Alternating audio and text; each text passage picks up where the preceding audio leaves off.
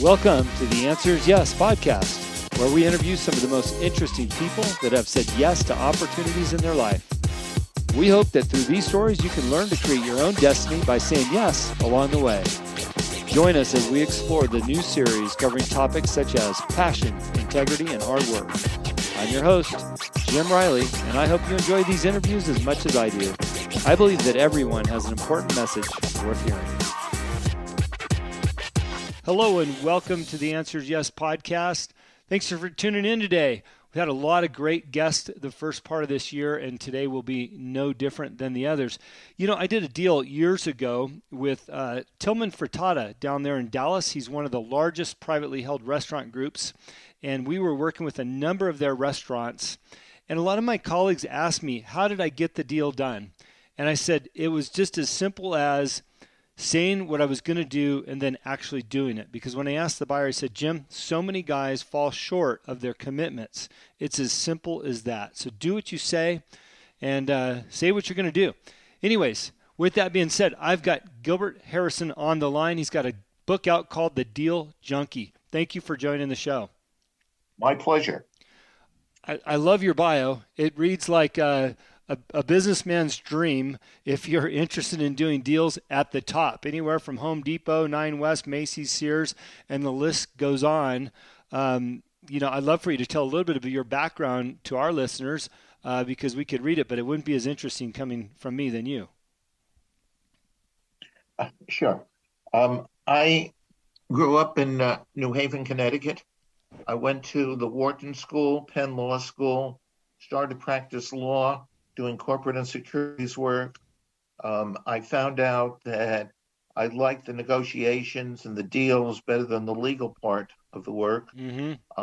Left the law firm in Philadelphia. I was in New York and Philadelphia in 1971 to start Financo as a boutique investment banking firm.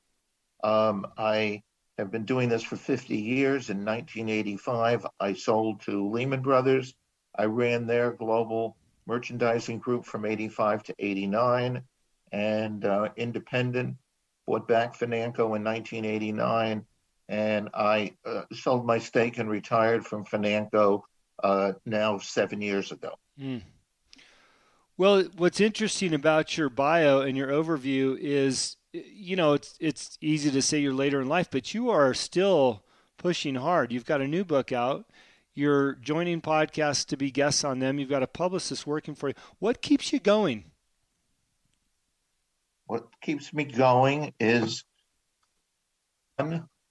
being with people, and that if I did nothing like some of my retired friends, my wife would kill me. That would keep me going too. Is she chasing you around the house with a steak knife? Well, right now she's in New York and she's going to London tonight to see my granddaughter who's at school there, and then meeting me in Paris for the weekend. So there's nothing to chase right now, but there will be. Yeah, you can relax. Look, I love people. I love working with people. I love to chase these deals. I like to consummate the deals, and that's why I'm still doing things. I'm not running 50 people in a firm like I did before. And it's fun. You know, I heard the line not too long ago from another guest, and he said, you know, the best deals are deals where there's value for value on both sides of the table, and people walk away feeling that equally they've succeeded in that transaction. Is that your philosophy, or how you sit, or how your deals are structured, or is it really you're out there for the client to get what you can because they've got their agendas? No, to be in this business this long, you have to do the right thing for the right people. Mm-hmm. I would phrase it a little bit differently when you're pricing or doing a deal. It's when the buyer thinks that he's overpaid you and the seller thinks he's underpaid you. You have a good deal. That's one way to look at it. But I like to see successful deals. I like to see the client happy. I like to see a business continue. And that's been very important during my whole career. Yeah.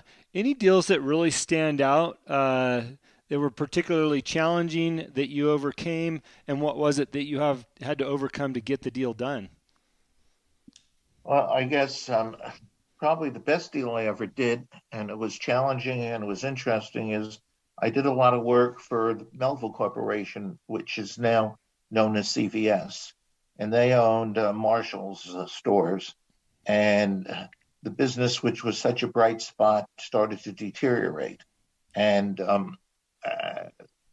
they asked me to sell the business, and I found talked to a number of people, but then decided to go talk to TJ Maxx, TJX, a direct competitor, but I thought it would be interesting. And the challenge was that there had 250 overlapping stores between the two of them, within a mile or two of each other. Mm-hmm. And the question is how you're going to structure the deal. Um, they made a decision that they were going to keep all the stores, brand them under two different names, Marshalls and TJ Maxx, and combine the entire back of the house.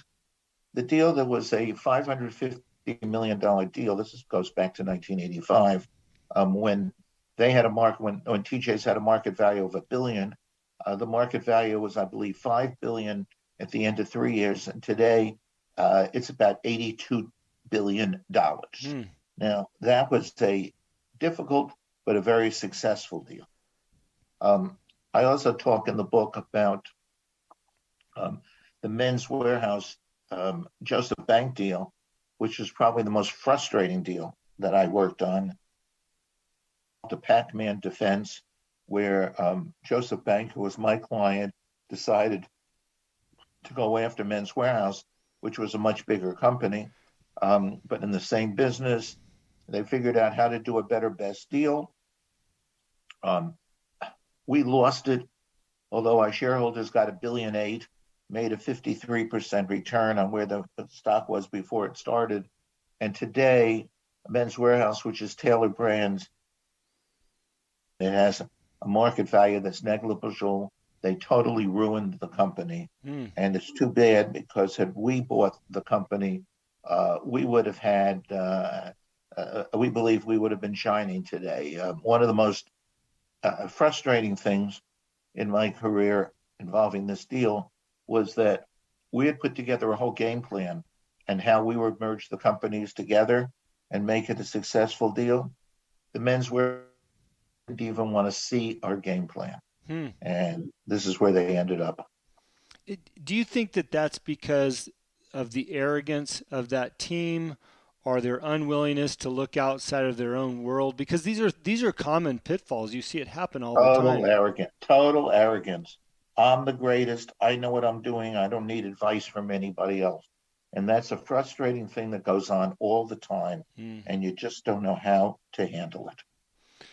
Yeah, and it's interesting when you're on the outside looking in, and especially when you're in the middle of the deal, sometimes it's hard to call out the arrogance that exists there. But I think people could do themselves a service by looking inward and making sure that arrogance isn't in the way, because, like you said, this could have really been a magnificent opportunity for everybody.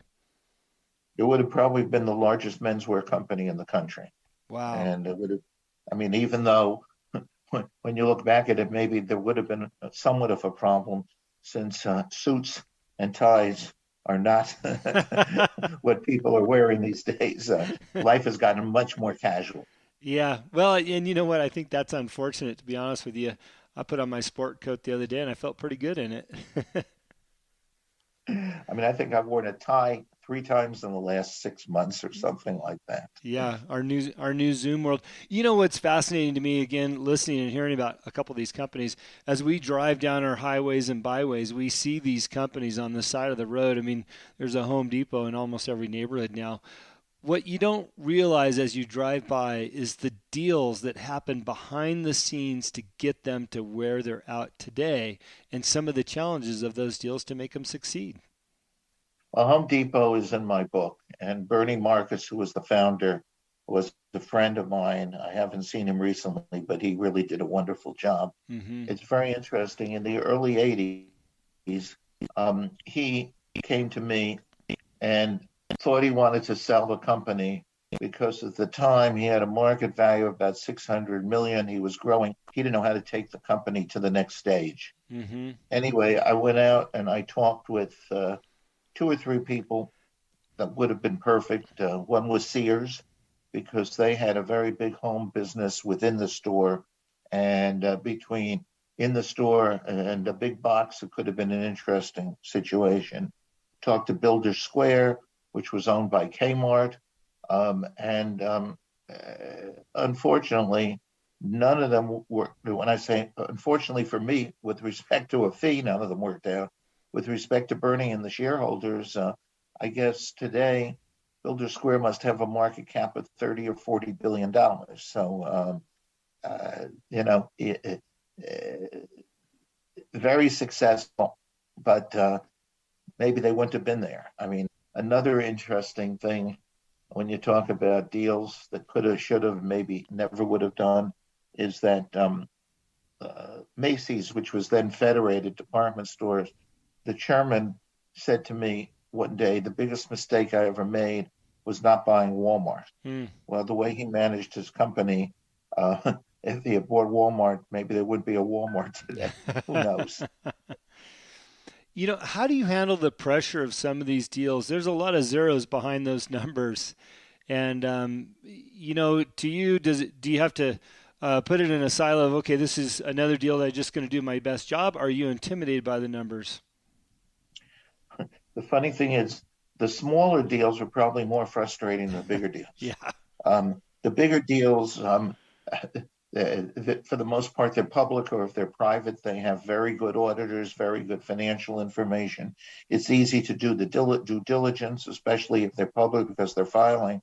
When you're selling a private company, and I've sold a lot of private companies, there's just a huge amount of work to be done behind the scenes to understand and do the correct due diligence. That's a really good point. It's funny, I've had a few businesses that I took investors in, and it's usually the guy that's got the least amount of zeros invested is your biggest headache, because it's too much. It's typically too much for them. Whereas the elephants, they let it ride. They've been there before. They know what to look for at the right time. It's just interesting how that unravels. Totally correct. Yeah. What's a piece of advice that you'd give people as we're talking about these things? As I mentioned before the show, I did a big deal with Tillman Furtado just because of the service that I gave and staying true to my word. Are people still falling short of expectations, or what's some advice you would give them? I guess there's a couple of things. First of all, I would urge a seller as well as a buyer to be realistic. Many times, companies overstate their value and don't realize that what they're doing is not going to fly. When we sign up a client, let's say I do a valuation and say the business is worth $20 to $30 million. Mm-hmm. If the client says no, it's worth $50 or $100 million, I won't take it on, because to me it's unrealistic. Mm-hmm. I try to do is give people advice in terms of chemistry in deals, confidentiality. I mean, all the basic points that are extremely important. Know your client. Know what you're looking for. Why do you want to sell? What are the reasons? That's very important. How do we take the emotion out of a deal? I have a 95-year-old client, very savvy investor, but even recently this last year, and he has a high net worth, but even in this last year, he got involved in a deal that became more emotional for him, which turned out to be a disaster from an investment standpoint, and even worse from a getting out of the deal standpoint. How do we avoid that pitfall? First of all, you got to be realistic. Sellers, and particularly sellers of private companies, can be very emotional. I mean, I've had at a closing the wife of the owner crying and saying, "Don't sell this company, don't sell this company." I had another situation of a $1 billion company that was very successful, where the owner realized he was getting older and wanted to sell, and his son